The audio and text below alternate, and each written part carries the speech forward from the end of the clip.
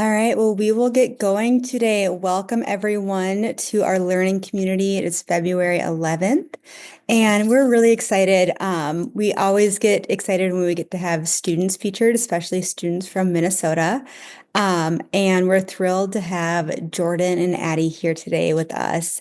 A couple things before we get started. My name is Katie P. I use she, her pronouns, and we are part of the Institute on Community Integration, ICI, at the University of Minnesota. We are funded through a grant through the Office of Higher Education, and we are part of the technical assistance team to provide assistance to college, universities, families, individuals with disabilities throughout the state. We are so happy you all could join us tonight. Just a couple of reminders, if you have any comments, questions, feel free to put them in the chat. When Jordan starts talking about NDSU and Addie starts sharing about her time as a student in inclusive higher ed, they can decide if they want questions in the moment or questions at the end. They will be the ones primarily presenting today. We are on the land, the rightful land of the Dakota and other indigenous tribes. We're only able to exist there because of their continued displacement and because we did not uphold our end of the treaties, which is why the U of M exists where it is today. If there's any access measures that need to be taken, please let us know. We're happy to make those accommodations happen at any time. And let's see. We should be good to go. I'm going to pass it over to Jordan. Jordan is the director of the TAP program at NDSU. Not only is she amazing at her work, but she's also a lovely colleague. We reach out to her quite often for her input and expertise with inclusive higher ed. And they've just been an excellent program we turn to quite often for advice and input about what we're going to do here in Minnesota. So we're super thrilled to have Jordan and Addie with us today. Hi. Hi, everyone. I know some people on here, so hi. So I'm just going to talk today. Well, I guess we'll do quick introductions. Okay. So Katie gave me way too high of praise. I really appreciate that. But yeah, I'm here running the day-to-day of the NDSU Transition and Access Program. And my name is Addie, and I am a first-year student. So I'm just going to kind of go into the overview of our program and kind of touch on some of the areas of the TAP program that may differ from other inclusive higher ed programs across Minnesota, North Dakota, and maybe the US.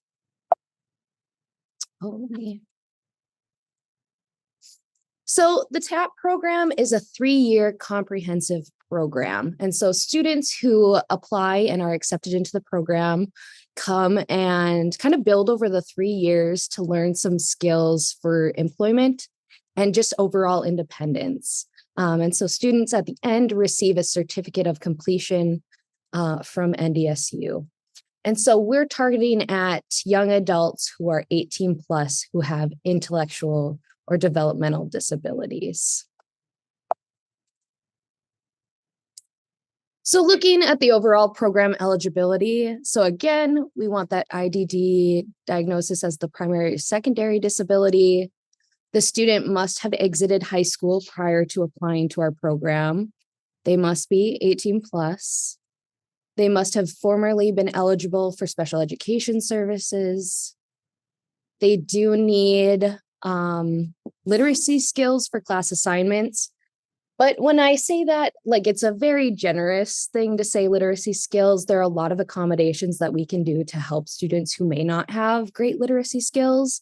So we're hoping for basic skills, but, you know, we have students who can't read, students who struggle to write, and those are skills that we can work on with the student and then providing additional supports through our Center for Accessibility for help with class assignments, note-taking, and things like that. We also need the students to be able to follow the NDSU Code of Conduct and other campus policies, as well as our own policies within our program. Students need to have safety skills if they're unsupervised. And so a lot of our students spend a lot of time alone, especially if they live on campus. So just having those basic safety skills during that time. We're always here if there's an emergency, but they need to know just enough to get them to at least call us if there's something that goes wrong. And then we also want the students to be motivated and interested in attending college and being employed. This may seem like a given, but there's a lot of students who want to come to college for just the social experience or just because their peers are doing that. And so we found that we do kind of need to note that you should want to go to college, you should want to take classes and have that goal of a job at the end of it. Yeah. So some goals of our program. Overall, we really want to promote inclusive higher education opportunities for our students and across the state. Another big goal of ours is just facilitating that transition between high school and then the eventual career. So young adulthood is a wonderful time where students get to explore themselves, learn about their own autonomy, just grow some of those skills. And we hope to be a safe place for students to kind of experience that and experience it alongside their peers before they have to go out and get a job and kind of live the rest of their life. So our hope is that we can help facilitate that transition. We also hope to foster academic and social skills. I'll get into it a little bit later on how we do that. But our goal is not only that academic piece, but the social piece as well. We also hope to enhance employment prospects. So help students make connections within the community that they're going to live in, give them that certificate that's going to make them stand out amongst other applicants, and really just help students find the career path that they want. And then finally, supporting those independent living skills, helping so that students can eventually live on their own in the community. So really our core components that we touch on within our program that lead to that competitive employment and independent living.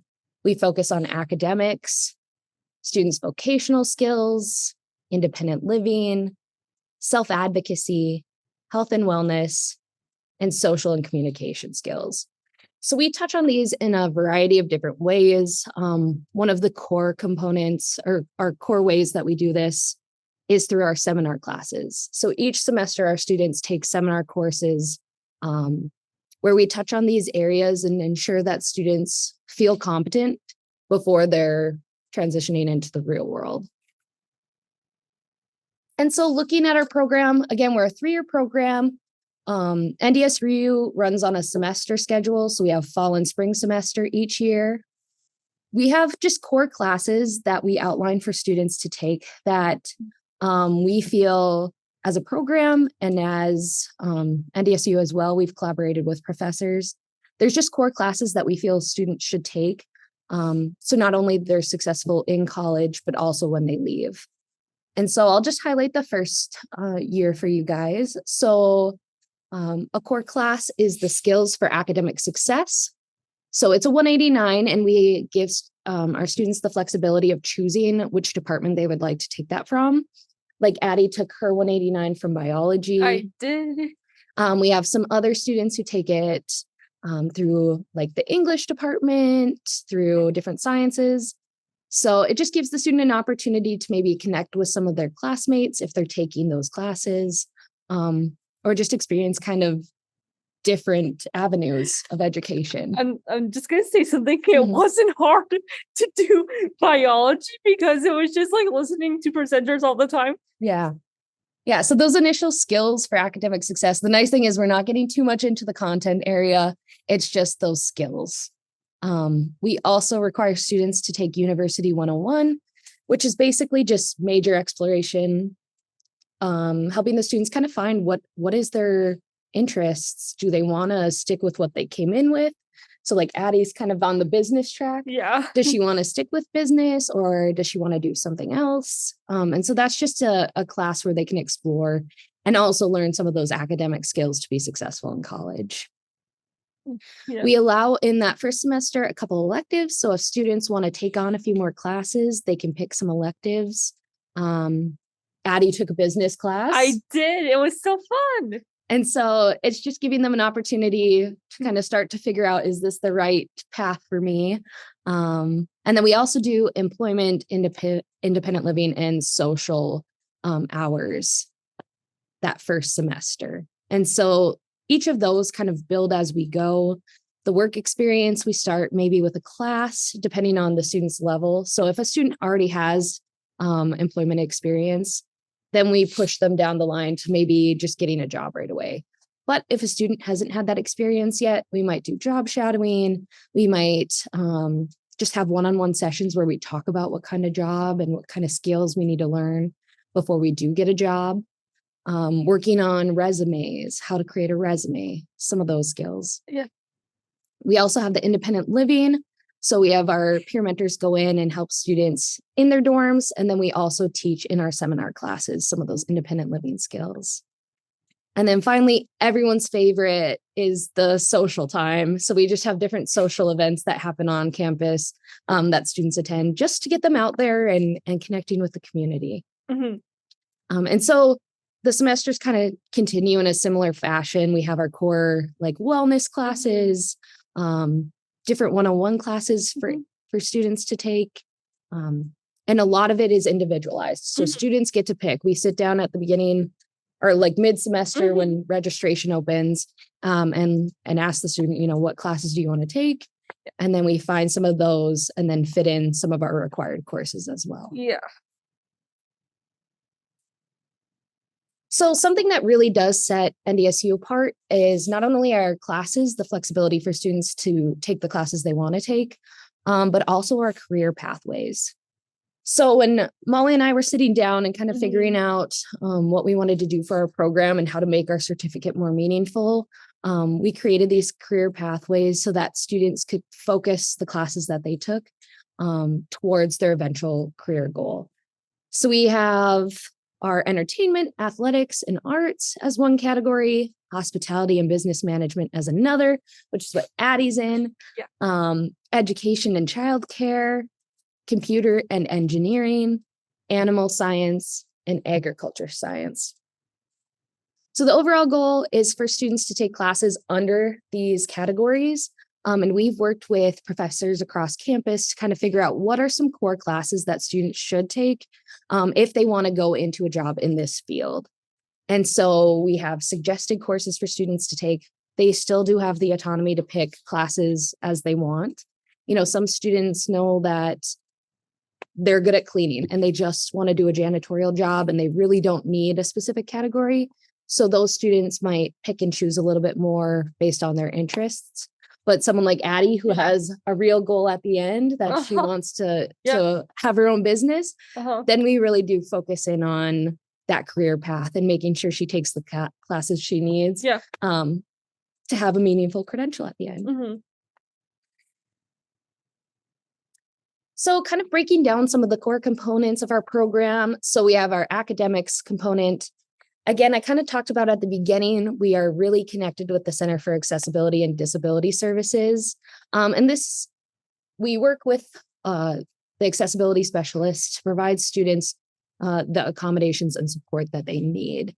And I'm kind of going to jump ahead to that last line there. So students in our program can take courses for audit or credit. Students who maybe need a lot more modifications on course assignments, they can't quite meet the standards of the class. We have them take classes for audit so we can make major modifications to the course curriculum. But students who just need some minor accommodations that can be done through the Center for Accessibility, we have them take their courses for credit. So they earn those credits to eventually possibly get like a bachelor's degree or an associate's degree outside of our program. But so again, Center for Accessibility, really great resource for us. And they help with things like note-taking, getting someone to note take for our students. They have some really cool technology that I don't even have a grasp of just to help like record lectures or help with typing and things like that. So that's what they can provide for us. The students who are auditing get a little more hands-on support from our educational coaches, our mentors, tutors, and then we are changing the curriculum a little bit more so the student can be successful where they're at. And we have an academic coordinator named Jaylin, Jaylin. and she's awesome. And so she sits one-on-one with students and kind of figures out the plan for the semester and creates goals for each class. So sometimes we have higher goals for specific classes. And Jaylin will kind of outline that for them and say, you know, this class, we're not only just going to take notes and we're going to attempt assignments, we're going to aim for 80% on the test, or we're going to aim for this. Just as a way to promote growth, make sure we're growing from semester to semester. And so she's awesome. And then our peer mentors also help with homework. And so for students who are taking for credit, they just kind of help scaffold the work a little bit more, give them prompts. And then for students who are taking for audit, it might be a little more hands-on than that. Yeah. And then our students are monitored throughout the semester for satisfactory academic progress. It's just to make sure students are attending class, doing the work that they need to, and meeting our expectations. Because there is, you know, we're a college, we do have to meet some of those academic goals. For employment, I touched on this a little bit, but we do job shadowing, job internships, paid campus jobs, and community jobs. So for the most part, you know, students who have no experience, we're starting with those shadowing and internships. Students who do have that experience, we're finding on-campus jobs. And the nice thing about that is NDSU is super supportive, not only of our program, but of their student employees. So it creates a lot of flexibility and just a lot of empathy in the growth process of how to have a job and handle those responsibilities. And then too, if anything is to go wrong, you know, it's on campus and I can go over and we can help figure problems out. And then for students who are in the area who, if they're staying in Fargo and they eventually want a job in Fargo, we start to look off campus and set students up so that when they leave, they have that job and it's a smoother transition than if they end the program and have to go find it themselves. So that's kind of our stepping stones for employment. And then we do have peer mentor support if those students do need it. For independent living, we start out each semester with our 30-minute dorm checks.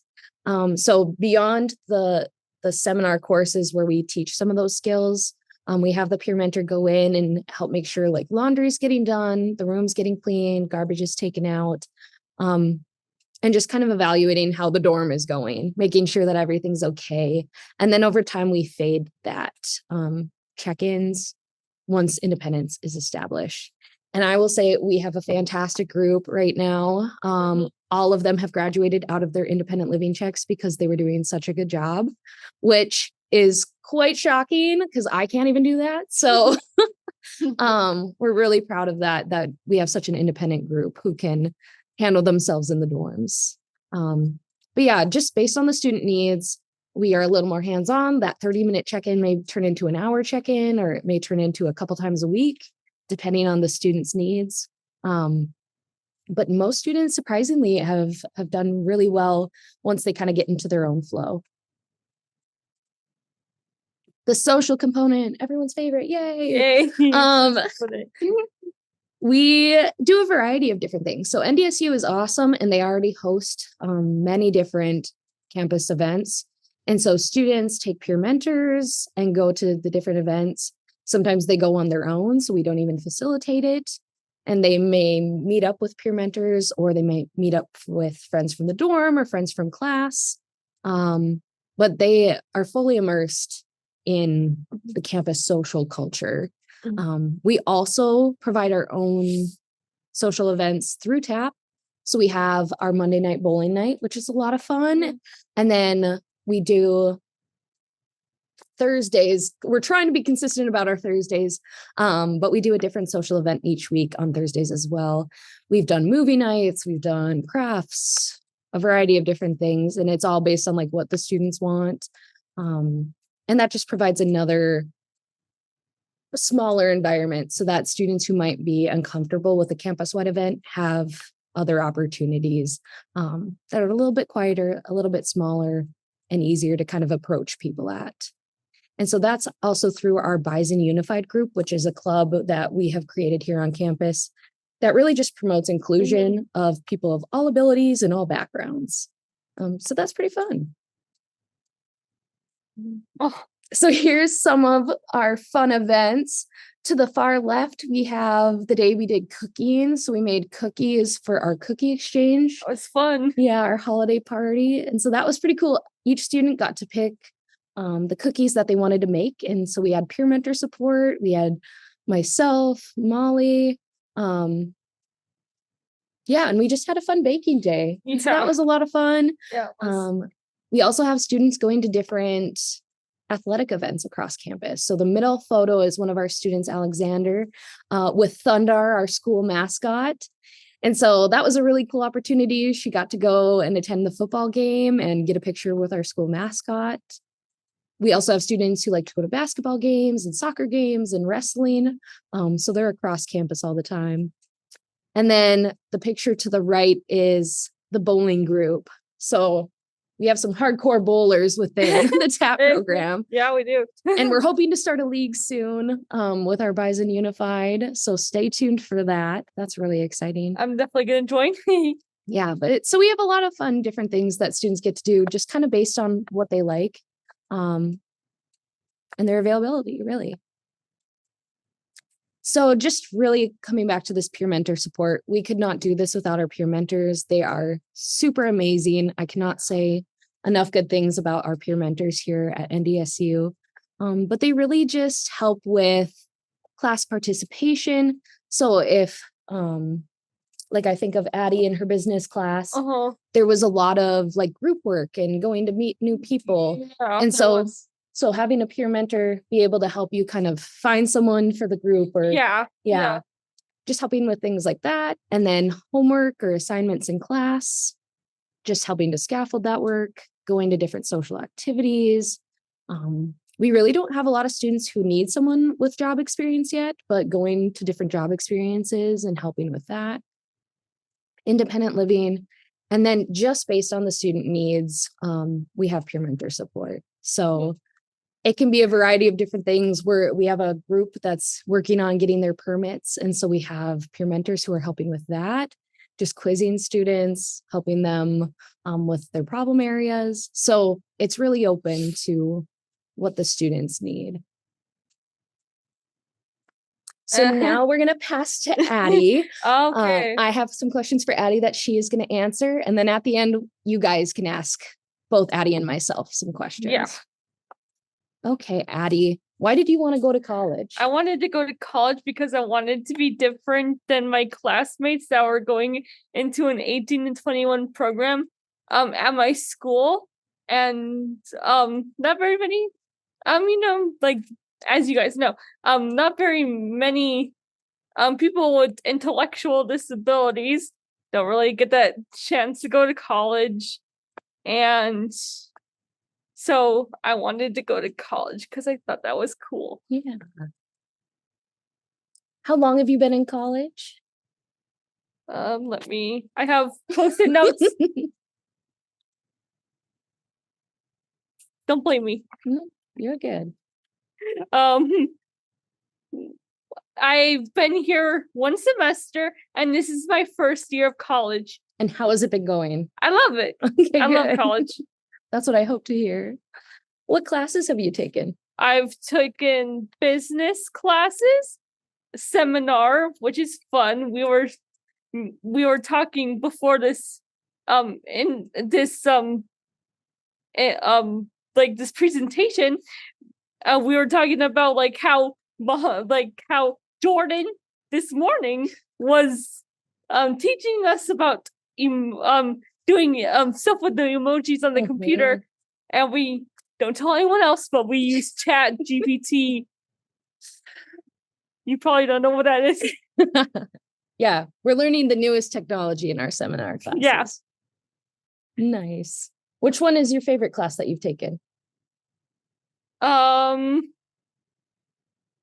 Theater, but I've liked all my classes so far. And what are you doing in theater right now? I am today we did our scenes in theater class, And so we had a partner and we got to do like a scene with the partner. And then next we're gonna do monologues where we do it by ourselves. Nice. What do you hope to do after college? I hope to open my own restaurant. Nice. And what are you doing now that's helping you with that goal? I have an ice cream cart, and I also have a baking business. Nice. And I also do stuff for the sandbox. Did I get that all, Mom? Yes. Okay, I wanted to make sure. So Addie's a businesswoman. She's a busy Yeah. girl with all of her jobs. And so, yeah, her goal to eventually have her own restaurant. Yep. What activities have you done on campus? Okay. I've done bowling night, which is the picture that you guys saw. Baking, movie night, which was so fun. We watched Great Showman. We've done crafts and other campus events. What's your favorite activity you've done? Bowling. Bowling. Bowling's a hit for us. What has made you the most successful? The peer mentors and being fresh out of high school. Nice. What do peer mentors do for you? They're very kind to me. They help me keep me on track. And then they like kind of like help out with your work and stuff, which is nice. Yeah. And then why do you think coming right out of high school helped you? Being fresh out of high school kind of makes it's kind of like you all have a fresh mind, so you kind of know how college is. So it's kind of like, oh, I know how college is, so I might as well go to college. You still know how to do homework. You still know how to do all those things. I try my hardest, guys. I try my hardest. She does. She does awesome. What is your favorite part of college? The loose schedules, the people, and the union. Nice. What do you do with your loose schedule? I come here to hang out. Yeah, you hang out with everyone. Who are your favorite people on campus? My professors, my friends, and my peer mentors. Nice. And then what's your favorite part of the union? The food there, and there's a bookstore. Yeah. Fun times. Okay, so that's all Addie and I have. We would love to open up for questions now. Questions, anything? We both could talk all day, but we thought that we'd leave plenty of time for people to ask questions. Yeah, of course. I have a lot of fun things to say about this program. Anything? We open. This is Katie P. I have a question for Addie first. Okay. Addie, how did you decide on NDSU, and were there any other colleges you explored? Well, I decided to go to NDSU because it's closest to my hometown, and that not like I said, not very many people with intellectual disabilities get to go to college, and so the thought of going here would be nice. So that's why I came here. Nice. Cool, thanks for sharing.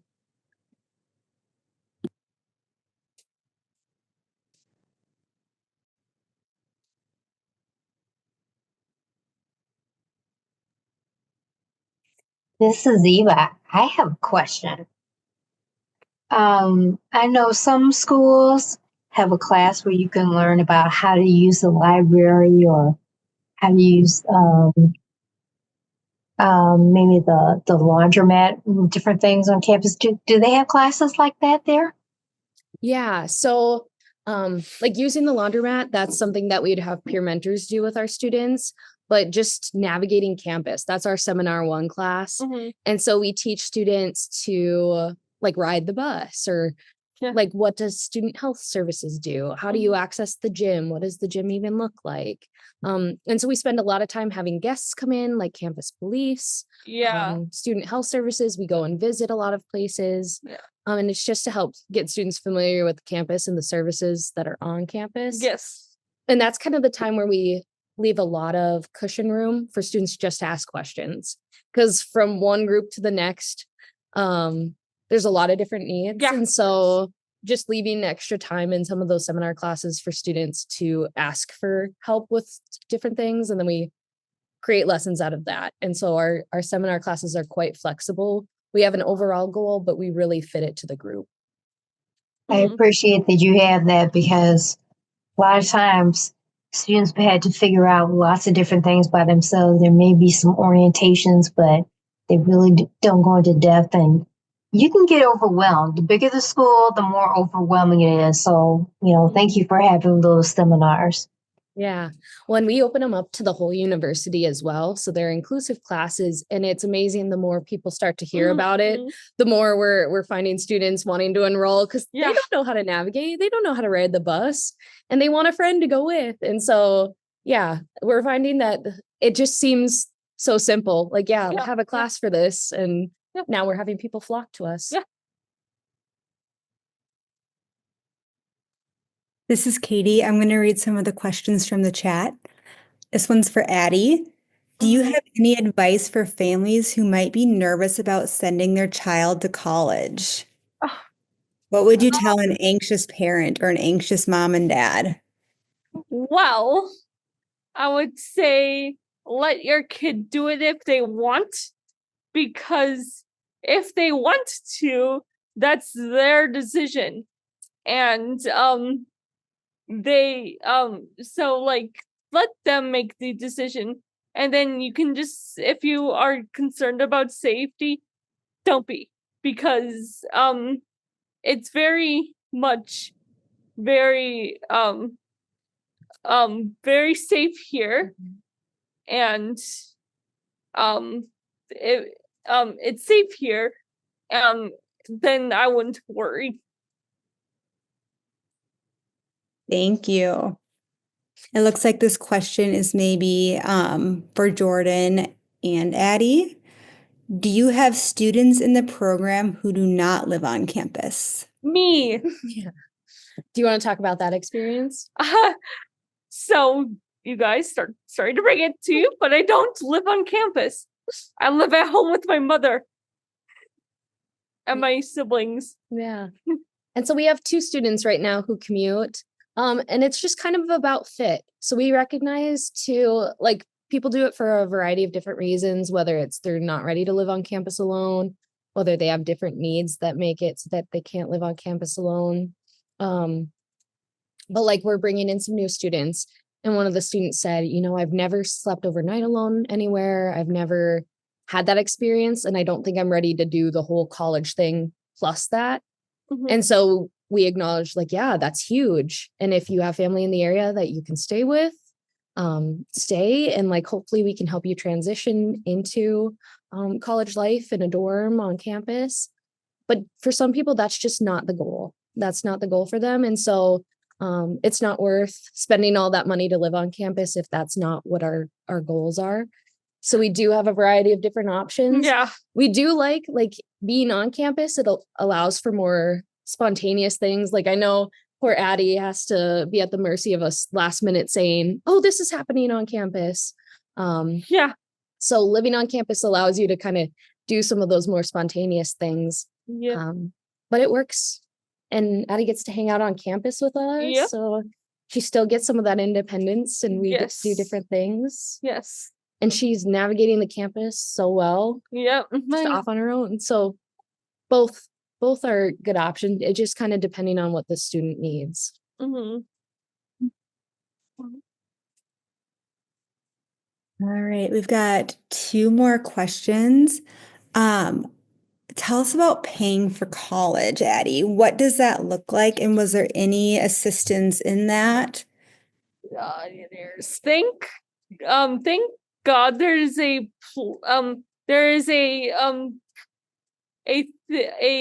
a can't talk. There's some like a something that pays for classes. Yeah, voc rehab. Voc rehab. Voc rehab said we're willing to pay for your college, because willing to take what it take get what it takes to go and have the money that you need without having to put on the burden of having to pay by yourself. Yeah. And I will say Minnesota Voc Rehab is fantastic. They are amazing with what they support our students.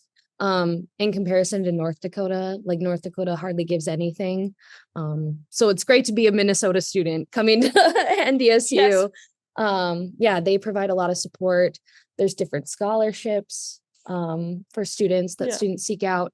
And then we are working on making our program eligible so students can get Pell Grants as well. So that's kind of where we're at financially. Another question in the chat. Addie, living off campus, how do you get to school? What does that look like? I take a bus route that's called Matt Paratransit. So I'm gonna use my phone as the bus. They drive up to my house, and they put down a ramp, and they pick me up from my house, and they take me here, and they tell you when they're gonna be here. They're like 15 minutes away, 5 minutes away, and then they're here. So that's very, very, very, very convenient. Mm-hmm. And then you have your wonderful mother who helps sometimes too.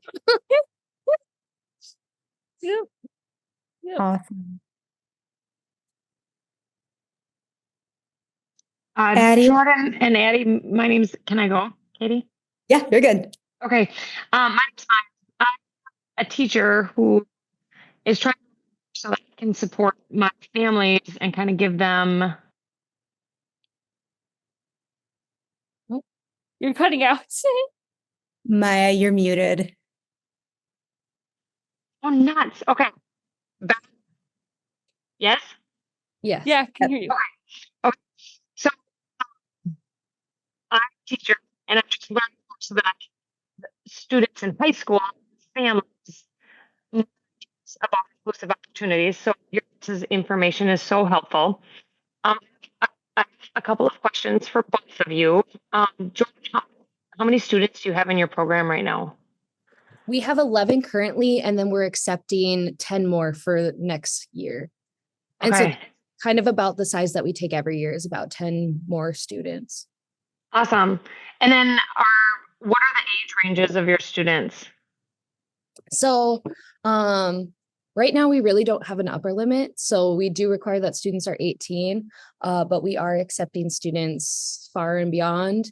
We do take into consideration though, like fit. So we have an applicant right now who's like 35, and we've had some like critical conversations about living in the dorms and what that would look like, and how like, you know, maybe a single room is going to be better because rooming with an 18-year-old might be uncomfortable. And whether, you know, what's the end goal? What do you need out of it? And so we do take a lot of those things into consideration too. But yeah, right now we don't have an upper limit. Awesome. And then for both of you, Addie, you live on campus, but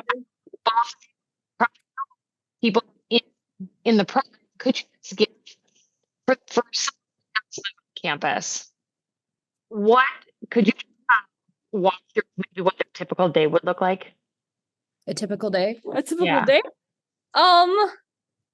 Let's see. Get up. Get ready for school whenever my classes start. And when... So think about today, maybe. Oh, okay. What did you all do today? Yes. So I got up and went got to school, and then did my 2 classes, and then when I went home. Yeah, and you went and got lunch in between that and kind of hung out with some people. Yep. And yep, because between seminar and my acting class, there's a big old chunk of time. Mhm. And with that big chunk of time, I have what I can do, like I can just hang out in the tap room until my class. And sometimes you have study hall. And then sometimes I have study hall. Yeah. And so, yeah, Addie's day, like study hall is kind of how we fill gaps. Yes. She hangs out with people, they get lunch, stuff like that. Yep. Like another student who's living on campus, because there's a lot more downtime, there's not as much of a structure. Like on a day like today, our students had class at 9:30, so they were up and ready in here at 9:30. Some go to class immediately after that. Some have like a half-hour break, and they just hang out in the classroom until then and then head out. People go back to their dorms. We like to have opportunities here in the tap room just to get students out and active. So we have things like games, puzzles. We have peer mentors who are always in here. So people, like when Addie's hanging out, there's usually like quite a few people who are hanging out in here. Yeah. People go to the union for lunch. The groups all go get lunch. And then we have recurring study halls that students go to. And so certain students have it on certain days. So I think you're Monday, Wednesday. Yeah. Yeah, I think I guess so. I don't know. But with the lunch thing, I always just end up getting lunch by myself. Yeah. I always just get it by myself. Yeah. And come back here. Lately we haven't had the big groups that used to go as much. Addie, do you have a meal plan? There's something called Bison Bucks that you can download money onto your ID. You have a little ID, and you have the ID, and then you can like say your number or scan the ID to get lunch. Yeah. And so it's easier to do. It's easy. Yeah. And that's like a more affordable option too, because the meal plans, you have to like get them in specific chunks. So if you're not gonna use a lot of meal plans, so like it's like 25, 50, 75, 100. So it's easy to do things like that when you're living off campus. Yes. And then some of our students who do live on campus have 7-day meal plans or 5-day meal plans. So if they're gone on the weekends, they can take off those meals if they're going home. And so there's a lot of flexibility. Yep. How much? We have another question in the chat. How many peer mentors are there? Oh. Right now we have about 10 core peer mentors. Yeah. And then we have a variety of like volunteers, students who are in the classes. So we found that it's really helpful for like biology labs. We have a student in a biology lab. A peer mentor coming in has no idea what's going on. And so having a student who's already in the class there to help support, and then maybe on days where they have tests, having another peer mentor come in. So with some of those interclass peer mentors, we're probably closer to 20, but we have 10 consistently hired, picking up shifts, peer mentors. Can I ask a follow-up questions for Addie regarding peer mentor? Yes. What support was the most helpful from your peer mentor? Oh gosh. Just being there, sitting next to me, making sure that things are fine with me, to make sure I'm paying attention, and making sure that making sure that they're just sitting, like they sit there like ready to help. Yeah. Great. Sorry, I know Marisa asked some questions, but it's kind of related questions regarding the peer mentor. So I have another question for you, Jordan. I was wondering, peer mentors are trained. I think you mentioned about it. So what kind of training they're receiving? Seems like they are kind of supporting in multiple different ways. So I wonder what kind of trainings they're receiving. Yeah. So we do like a big training at the beginning of each semester where it's everyone comes together. And we do like our overall. So looking at broad categories, we talk about each student individually and what their needs are so that if they haven't encountered a student yet, they kind of get the brief rundown of what's been going on in their lives. And then throughout the semester, because it's so hard to pin down students, we usually send them like video recordings of updates of like, here's new techniques, or here's problems that we see you guys running into. Here's some solutions. And then we do small group, like because the peer mentors are around so often, we do small group sessions where we just kind of talk about how are things going, what are the problems, and just catch up on tips and tricks that each peer mentor is experiencing and sharing kind of the knowledge. So there's like we probably have 3 formal trainings throughout the semester, 1 big one and 2 smaller ones, and then a lot of informal conversations. That's honestly, the informal conversations are where our best training happens. Yes. Thank you. Thanks for sharing it. I've got a question for Addie. Yes. Addie, what were you maybe nervous or anxious about anything before starting college? Did you have any fears before coming to campus? Yeah, like, like if I was gonna be like safe, like when like snow came, I was a little bit worried about that when snow would start coming, and when snow started coming, I was like, oh boy, snow's coming. Am I gonna get stuck? But then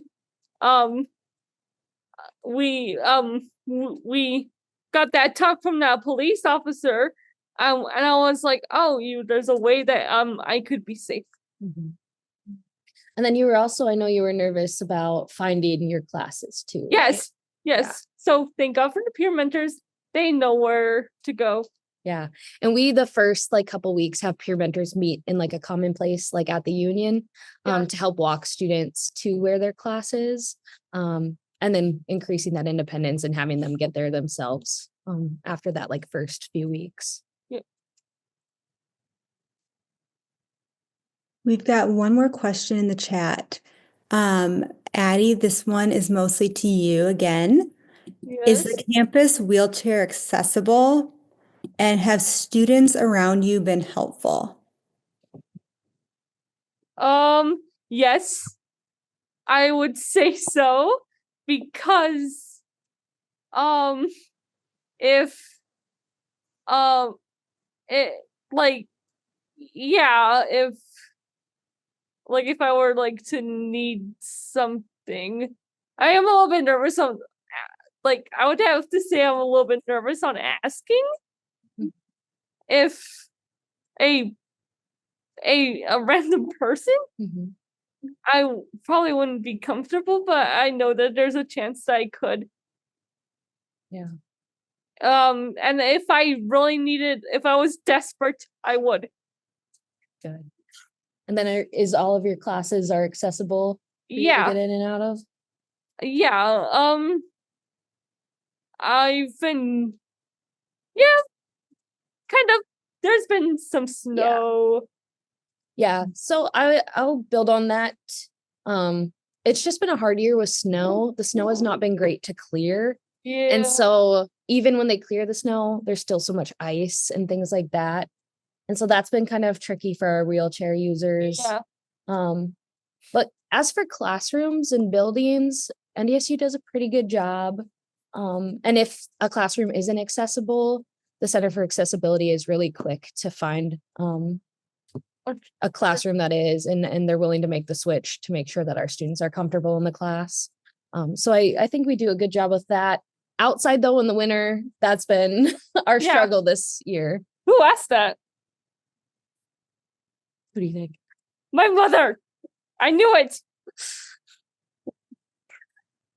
Awesome. I'll just open it up for if there's any other questions.